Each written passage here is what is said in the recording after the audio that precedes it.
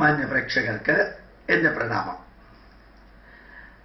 ഭാരതത്തിലെ ഇടതുപക്ഷ ബുദ്ധിജീവികളും കമ്മ്യൂണിസ്റ്റുകാരും ജവഹർലാൽ നെഹ്റുവും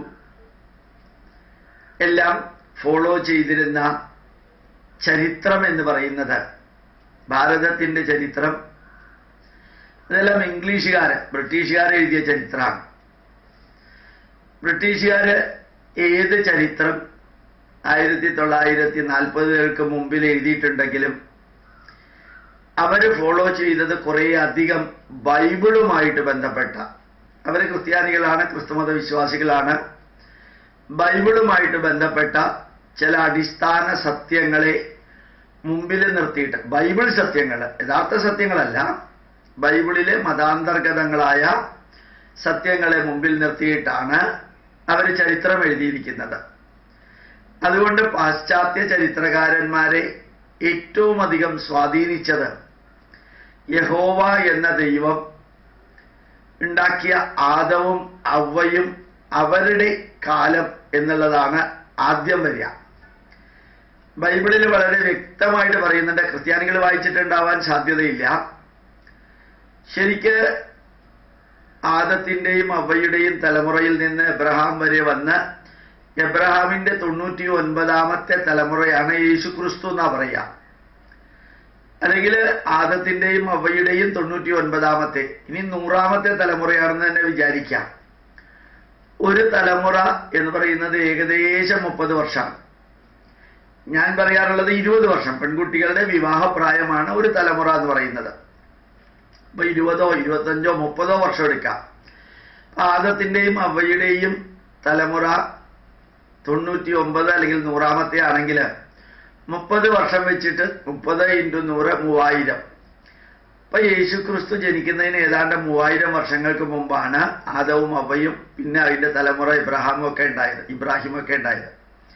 അപ്പൊ ഇവിടെ നിന്ന് പുറകോട്ട് യേശുക്രിസ്തുവിലേക്ക് 2000 വർഷവും, യേശുക്രിസ്തുവിൽ നിന്ന് പുറകോട്ട് ഒരു 3000 വർഷം ആദവും അവയും ചേർത്താൽ 5000 വർഷത്തിനുള്ളിൽ വേണം മനുഷ്യരാശിയുടെ എല്ലാ ചരിത്രവും എഴുതാൻ. കാരണം ആദവും അവയും ഉണ്ടായതിനു ശേഷമാണ് മനുഷ്യനുണ്ടായിരിക്കുന്നത്. അതിൻ്റെ പുറകിൽ മനുഷ്യനുണ്ടായിരുന്നില്ല. ഇത്രയും അബദ്ധജടിലമായ, ശുദ്ധ അസംബന്ധമായിട്ടുള്ള ഒരു തത്വം ബൈബിളിലെ ഉൽപ്പത്തി എന്ന ഭാഗത്തിൽ കൊടുത്തിരിക്കുന്നത് ഉപയോഗിച്ച് ഈ പാശ്ചാത്യ ചരിത്രകാരന്മാർ എഴുതിയ വിവരണമാണ് പലപ്പോഴും വേദങ്ങൾ ഉണ്ടായത് BC 1000-ലാണ്, അല്ലെങ്കിൽ ഉപനിഷത്തുക്കൾ ഉണ്ടായത് BC 500-ലാണ്, നമ്മുടെ മഹാഭാരതം ഉണ്ടായത് ഈ BC യേശുക്രിസ്തുവിന്റെ കാലഘട്ടത്തിലാണ് എന്നെല്ലാം പറഞ്ഞ് നമ്മുടെ ഗ്രന്ഥങ്ങൾക്ക് മുഴുവനും 1000, 2000, 2500, 3000 വർഷത്തെ പഴക്കം കൊടുക്കാൻ കാരണം ഈ ആദത്തിനും അവയ്ക്കും അപ്പുറത്തേക്ക് പോകാൻ സാധിക്കില്ല. കാരണം അന്ന് മനുഷ്യരെ ഉണ്ടായിരുന്നില്ല. പക്ഷേ കഴിഞ്ഞ 10-60 വർഷമായിട്ട് ഈ ഗംഭീരമായിട്ടുള്ള Geiger Muller counter, isotopic study, അതേപോലെ തന്നെ ഈ പല തരത്തിലുള്ള ഐസോടോപ്പുകൾ, കാർബൺ ഐസോടോപ്പ് 12, 13, 14, ഇതിൻ്റെ പ്രൊപ്പോർഷൻ അനുസരിച്ച് ഓരോന്നിൻ്റെയും കാലാവധി വളരെ വ്യക്തമായിട്ട് നിർണയിക്കാൻ സാധിക്കുമെന്നിരിക്കെ യൂറാൽ പർവ്വത നിലകൾക്കകത്ത് പെട്ടുപോയ ഒരു മനുഷ്യന്റെ ഡെഡ് ബോഡി അതേപോലെ, ശരിക്കും ചെടികളുടെ കമ്പുകൾ ഉപയോഗിച്ച് ചെരുപ്പും സഞ്ചിയും തൊപ്പിയും ഒക്കെ വെച്ച് നടക്കുന്ന ഒരു ഹ്യൂമൻ ബോഡി 69,000 വർഷം പഴക്കമുണ്ടായിരുന്ന, പിന്നെ 1 മില്യൺ വർഷം പഴക്കമുള്ള മനുഷ്യന്റെ തലയോട് മംഗോളിയയിൽ നിന്ന് എടുത്തിട്ടുണ്ട്. ഇപ്പോ 100 കണക്കിന് മനുഷ്യന്റെ അവയവങ്ങള്, അസ്ഥി, തലമുടി തുടങ്ങിയത് 10,000, 15,000, 20,000, 30,000, 40,000, 50,000 വർഷത്തിന്റെ പഴക്കമുള്ളത് എടുത്തിട്ടുണ്ട്. ഈ ബൈബിള് കഥയും ബൈബിൾ ഉപയോഗിച്ചിട്ടുള്ള ആദവും അവയുടെയും ചരിത്രവും യേശുക്രിസ്തുവിന്റെ ചരിത്രവും എല്ലാം ലോകം മുഴുവനും കൈയൊഴിഞ്ഞ് മാറ്റിയിട്ടും ഇന്നും ഭാരതത്തില് ആ ഇംഗ്ലീഷുകാരന്റെ ശവശരീരവും കൊണ്ട് നടക്കുന്ന ഒരവസ്ഥയാണ്. ഇവർക്കൊരു 5000 വർഷത്തിനപ്പുറം ചിന്തിക്കാൻ സാധിക്കില്ല. ക്രിസ്ത്യൻ ചരിത്രകാരന്മാർക്കും ബൈബിളിന്റെ അടിസ്ഥാനത്തിൽ വിശ്വസിക്കുന്നവർക്കും. പക്ഷെ ഭാരതത്തില് ഇത് അങ്ങനെയല്ല. നമുക്ക് 10,000 വർഷം പുറകോട്ട്, ലക്ഷക്കണക്കിന് വർഷം പുറകോട്ട് ചിന്തിക്കാൻ നമുക്ക് ഒരു വിഷമവും ഇല്ല. ഞാൻ അത് പറയാൻ കാരണം വളരെ ലളിതമായിട്ടുള്ളൊരു പോയിന്റ് അറിയിക്കാൻ വേണ്ടിയിട്ടാണ്. ശരിക്ക് നമ്മളുടെ സങ്കല്പത്തില് ബ്രഹ്മാവ് എന്ന് പറയുന്ന ഒരാളില്ല. ബ്രഹ്മാവിന്റെ ഒരു ദിവസം എന്ന് പറയുന്നത് 14 മന്വന്തരങ്ങളാണ്. ബ്രഹ്മാവിന്റെ ഒരു ദിവസം 14 മന്വന്തരം.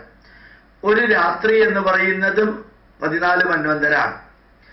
ഒരു മന്വന്തരം എന്ന് പറയുന്നത് 72 മഹായുഗങ്ങളാണ്. ഒരു മന്വന്തരം എന്ന് പറയുന്ന 72 മഹായുഗങ്ങൾ. അങ്ങനെ 14 മന്വന്തരം ബ്രഹ്മാവിന്റെ ഒരു ദിവസം. ഒരു മന്വന്തരത്തില് ശരിക്ക് 72 മഹായുഗങ്ങളുള്ളതില് ഒരു മഹായുഗം എന്ന് പറയുന്നത് 43,20,000 വർഷമാണ്. ഒരു മഹായുഗം 43,20,000 വർഷമാണ്.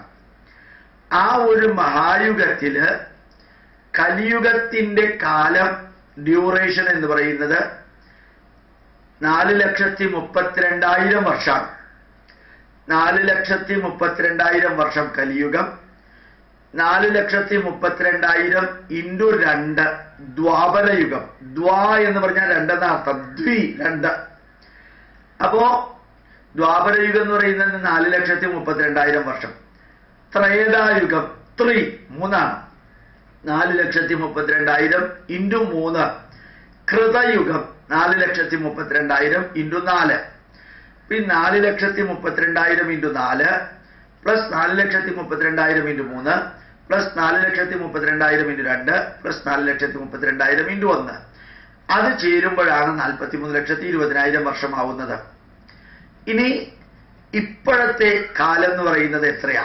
ഈ ഭൂമിയിലെ ജീവൻ ഉത്ഭവിച്ചത് എപ്പോഴാണ് എന്ന് നോക്കിയാൽ നമ്മൾ മഹാസങ്കല്പത്തിൽ പറയാറുണ്ട്, സപ്തതമേ മന്വന്തരേ അഷ്ടാവിംശതിതമേ കലിയുഗേ പ്രഥമപാദേ ജംബോദ്വീപേ ഭാരതവർഷേ ഭരതഖണ്ഡേ മേരോഹ ദക്ഷിണേ പാർശ്വേ ദണ്ഡകാരണ്യേ ഗോദാവര്യാഹ ദക്ഷിണേ തീരെ ശാലീവാഹനശകേ ബൗദ്ധാവതാരേ പരശുരാമക്ഷേത്രേ അസ്മിൻ വർഷേ വർത്തമാനേ വ്യാവഹാരികേ ദുർമുഖീ നാമ സംവത്സരസ്യ ഉത്തരായണേ സിംഹേ അർഗേ ശുക്ലപക്ഷേ ഗ്രീഷ്മ ഋതൗ എന്ന് പറഞ്ഞിട്ട് നമ്മൾ പറയാറുണ്ട് വളരെ വ്യക്തമായിട്ട്.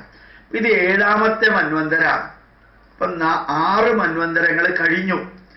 6 മന്വന്തരങ്ങൾ കഴിഞ്ഞു എന്ന് പറഞ്ഞാൽ എത്ര വർഷം കഴിഞ്ഞു എന്നർത്ഥം? സിമ്പിളായിട്ട് നോക്കാം. ഒരു മന്വന്തരത്തിലെ 72 മഹായുഗം. ഒരു മഹായുഗം 43,20,000 വർഷം. അപ്പൊ 6 മന്വന്തരങ്ങൾ കഴിഞ്ഞു എന്ന് പറഞ്ഞാല് 6 ഇൻറ്റു 72 ഇൻറ്റു 43,20,000 വർഷം. അത്രയും കഴിഞ്ഞു മന്വന്തരങ്ങൾ. ഇനിയിപ്പോ 7ാമത്തെ മന്വന്തരാണിത്. 7ാമത്തെ മന്വന്തരത്തിലെ അഷ്ടാവിംശതിതമേ 28ാമത്തെ മഹായുഗമാണിത്. അപ്പൊ 27 മഹായുഗങ്ങൾ കഴിഞ്ഞു. അപ്പോ 6 ഇൻറ്റു 72 ഇൻറ്റു 43,20,000 പ്ലസ് 27 ഇൻറ്റു 43,20,000 വർഷം. 43,20,000 വർഷം. ഇനി അത് കഴിഞ്ഞ് 7ാമത്തെ മന്വന്തരത്തില് കൃതയുഗം, ത്രേതായുഗം, ദ്വാപരയുഗം കഴിഞ്ഞ് കലിയുഗത്തിലേക്ക് എത്തി. അപ്പോ നേരത്തെ പറഞ്ഞതിന്റെ കൂട്ടത്തില് ശരിക്കും 6 into 72 into 43,20,000 plus 27 into 43,20,000 plus 43,20,000 4,32,000 into 4 plus 4,32,000 into 3 plus 4,32,000 into 2 plus കലിയുഗം തുടങ്ങിയിട്ട് 5,118 വർഷം. ഇത് 5,118ാമത്തെ വർഷമാണ് കലിയുഗം തുടങ്ങിയിട്ട്. ദുർമുഖി നാമ സംവത്സരവുമാണ് ഇതിന്റെ പേര്. ഇതെല്ലാം കൂടി ചേർക്കാം. ഇതെല്ലാം കൂടി ചേർക്കണം എന്ന് പറഞ്ഞാൽ എങ്ങനെയാ ചേർക്കാം? വെറുതെ ആലോചിച്ച് നോക്കാം. 6 into 72 into 43,20,000 plus 27 into 43,20,000 plus 4,32,000 into 4 plus 4,32,000 into 3 plus 4,32,000 into 2 plus 5,118 ഏതാണ്ട് 198.8 കോടി വർഷം വരും. ഇതിനെ ശരിക്ക് 200 കോടി വർഷം അല്ലെങ്കിൽ 198 199 കോടി വർഷത്തിന് ഏതാണ്ട് ആർച്ചിസോയിക്കിറ എന്നാണ് ശാസ്ത്രജ്ഞന്മാർ പറയുക. അതായത് ഭൂമിയില് ജീവൻ പുഷ്പിക്കുന്ന ചെടികൾ ആരംഭിച്ചിട്ട്, ചെറിയ ചെടികൾ എവല്യൂഷൻ തിയറി അനുസരിച്ചിട്ട് ആരംഭിച്ചിട്ട് 200 കോടി വർഷമായി എന്നുള്ളത് പുസ്തകത്തിൽ വായിക്കാൻ എനിക്ക് സാധിച്ചു. അപ്പോൾ ഈ 200 കോടി വർഷം എന്ന് പറയുന്ന വാക്ക് എത്ര കറക്റ്റ് കാൽക്കുലേഷനിൽ നമ്മളുടെ ഈ ബ്രഹ്മാവിൻ്റെ ഒരു ദിവസം എന്ന് പറയുന്ന വാക്കുമായിട്ട് ചേർന്നിട്ടുണ്ടെന്ന് നോക്കാം. എത്ര ഭംഗിയായിട്ട് മന്വന്തരം 14, അതിൽ 6 എണ്ണം കഴിഞ്ഞു. ഒരു മന്വന്തരം 72 മഹായുഗം, ഒരു മഹായുഗം എന്ന് പറയുന്നത് 43,20,000 വർഷം, ഒരു കൃതയുഗം എന്ന് പറയുന്നത് 4,32,000 ഇൻറ്റു 4, ത്രേതായുഗം എന്ന് പറയുന്നത് 4,32,000 ഇൻറ്റു 3, ദ്വാപരയുഗം എന്ന് പറയുന്നത് 4,32,000 ഇൻറ്റു 2, കലിയുഗം തുടങ്ങിയിട്ട് ശരിക്കും 4,32,000 വർഷമുള്ള കലിയുഗത്തിൽ തുടങ്ങിയിട്ട് 5,118 വർഷമായി. വെറും ന്യൂമറിക്കൽ വാല്യൂ കാൽക്കുലേറ്റ് ചെയ്താൽ എത്ര ഭംഗിയായിട്ട് ഈ യുഗസങ്കല്പം ജീവൻ ഭൂമിയിൽ യഥാർത്ഥത്തിൽ ആരംഭിക്കുന്ന പുഷ്പിക്കുന്ന ചെടികളുടെ അടുത്തെത്തുന്ന ലെവലിലേക്ക് സയന്റിഫിക് ആയിട്ട് നമ്മൾ എത്തി എന്നുള്ളത് നോക്കാം. ഇത് എത്ര പ്രാവശ്യം വേണമെങ്കിലും ഞാൻ നിങ്ങളോട് പറയാം. ഇതൊന്നും ആർട്ടിഫിഷ്യലി കുക്ക്ഡ് അല്ല. നമ്മുടെ പൂർവികർ എഴുതിയ പുസ്തകത്തിൽ അതേപോലെ ഉള്ളത് ഞാൻ നിങ്ങളോട് പറഞ്ഞു എന്നേ ഉള്ളൂ. ഈ പിതൃകർമ്മം ചെയ്യുമ്പോഴും മഹാസങ്കല്പത്തിലെ മന്ത്രമാണ് ഇപ്പൊ ഞാൻ നിങ്ങളോട് പറഞ്ഞത്. കൃഷ്ണ കൃഷ്ണ വിഷ്ണുരാജ്ഞേയ പ്രവൃത്തമാനസ്യ ആദ്യ ബ്രഹ്മണ ഒന്നാമത്തെ ബ്രഹ്മാവിന്റെ ദ്വിതീയ പരാർദ്ധേ ശ്വേതവരാഹ കൽപ്പം എന്ന കൽപ്പത്തിലെ കാര്യമാണ് ഇപ്പൊ ഞാൻ നിങ്ങളോട് പറഞ്ഞത്. ശ്വേതവരാഹ കൽപ്പം. ഈ കൽപ്പത്തിന്, ഈ ബ്രഹ്മാവിന്റെ ഒരു ദിവസത്തിനൊരു പേരുണ്ട്.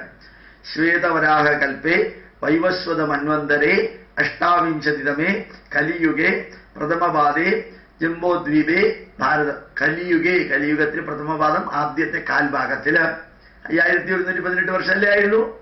ഇപ്പൊ കലിയുഗത്തിന് എത്രയാ വർഷം? 4,32,000. അതിന്റെ ആദ്യത്തെ കാൽഭാഗം പ്രഥമപാദേ. പിന്നെ നമ്മൾ കുറെ കൂടി ജംബോദ്വീപേ ഏഷ്യ ഭൂഖണ്ഡത്തില് ഭാരതവർഷം എന്ന് പറയുന്ന സ്ഥലത്ത് ജംബോദ്വീപേ ഭാരതവർഷേ ഭരതഖണ്ഡേ മേരോഹോ ദക്ഷിണേ പാർശ്വേ വിന്ധ്യാപർവ്വതത്തിന് തെക്ക് വശത്ത് ദണ്ഡകാരണ്യേ ഗോദാവര്യാഹ ദക്ഷിണേ തീരെ ഗോദാവരി നദിയുടെ തെക്ക് വശത്ത് ദക്ഷിണ ശാലീവാഹന ശഖേ ബൗദ്ധാവതാരേ പരശുരാമക്ഷേത്രേ. കേരളത്തിന്റെ പേര് പരശുരാമക്ഷേത്രം, തമിഴ്നാടിന്റെ പേര് രാമക്ഷേത്രം, ആന്ധ്രയുടെ പേര് ശ്രീനിവാസ ക്ഷേത്രം, കർണാടകത്തിന്റെ പേര് ഭാസ്കര ക്ഷേത്രം, ഒറീസയുടെ പേര് ജഗന്നാഥ ക്ഷേത്രം, മഹാരാഷ്ട്രയുടെ പേര് സൗരാഷ്ട്ര ക്ഷേത്രം, ബംഗക്ഷേത്രം, എല്ലാത്തിനും പേരുണ്ട്. ആ പരശുരാമക്ഷേത്രേ അസ്മിൻ വർഷേ വർത്തമാനേ വ്യാവഹാരികേ ദുർമുഖി നാമ സംവത്സരം. ഈ സംവത്സരത്തിന്റെ പേര് സംവത്സരസ്യ ഉത്തരായണേ. ഉത്തരായണത്തില് സിംഹേ അർഘ്യേ സൂര്യൻ സിംഹരാശിയില് ചിങ്ങൻ രാശിയിൽ നിൽക്കുമ്പോൾ കൃഷ്ണപക്ഷേ ശുക്ലപക്ഷേ വെളുത്തവാവിലേക്ക് പോയിക്കൊണ്ടിരിക്കുന്ന സമയത്ത് നവമ്യാം അല്ലെങ്കിൽ ദശമ്യാം പുണ്യതിഥൗ, ദശമി എന്ന് പറയുന്ന പുണ്യ ദിവസത്തില് ഞാൻ ഈ കർമ്മം ചെയ്യുന്നു. സ്പേസ്, ടൈം ആൻഡ് ഒബ്സർവർ, 3 കാര്യമാണ് മഹാസങ്കല്പത്തിൽ വരുന്നത്. അതിലെ ടൈം കൊടുത്തിരിക്കുന്നതാണ് ഇത്രയും അധികം കാലം എന്ന് പറയുന്നത്. എത്ര സയന്റിഫിക് ആയിട്ടാണ് ഇത് വിവരിച്ചിരിക്കുന്നത് എന്ന് നോക്കാം. നമുക്ക് 5000 വർഷത്തെയും 6000 വർഷത്തെയും ചരിത്രമല്ല. ഈ ഭൂമിയിൽ ജീവൻ ഉത്ഭവിച്ച 200 കോടി വർഷം, 198.8 അല്ലെങ്കിൽ 198.9 കോടി വർഷം. അവിടെ മുതൽക്കാണ് നമ്മുടെ ഡേ ടു ഡേ ആചാരത്തിൽ മന്ത്രങ്ങൾ പോലും പറയുന്നത് എന്ന് നിങ്ങൾ അറിയണം. മനസ്സിലാക്കാൻ ബുദ്ധിമുട്ടുണ്ടെങ്കിൽ പോലും ആത്മാഭിമാനത്തോടുകൂടി ഒരു ഭാരതീയനാണെന്ന് പറയാൻ ഇതുപോലെയുള്ള അറിവുകൾ കയ്യിലുണ്ടാവണം. പ്രണാമം, നമസ്കാരം.